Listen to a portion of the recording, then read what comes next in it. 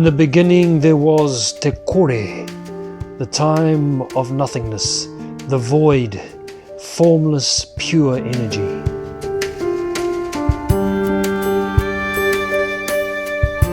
Then from Te Kore came Te Pō, the night in which nothing could be seen, felt, heard, learned, understood. It was a time of intense darkness that evolved over many eons.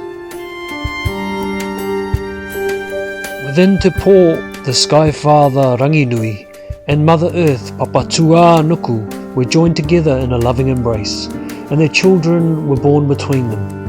The children dwelt in darkness in a cramped and uncomfortable world without light. They talked about how to separate their parents so that they could have space in which to live and grow. And eventually it was Tāne who achieved that seemingly impossible task. By pressing his shoulders against his mother and thrusting his feet skyward, he pried the parents apart and allowed the movement from darkness to the world of light.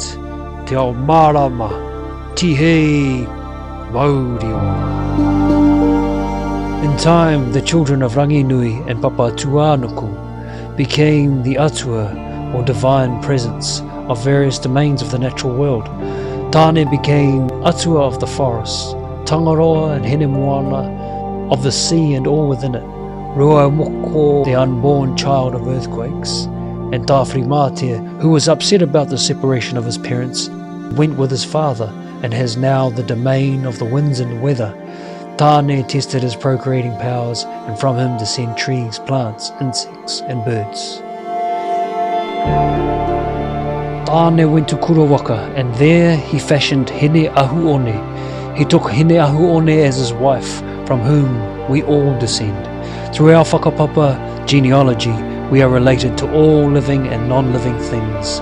We are descendants of the natural world. Tai ao.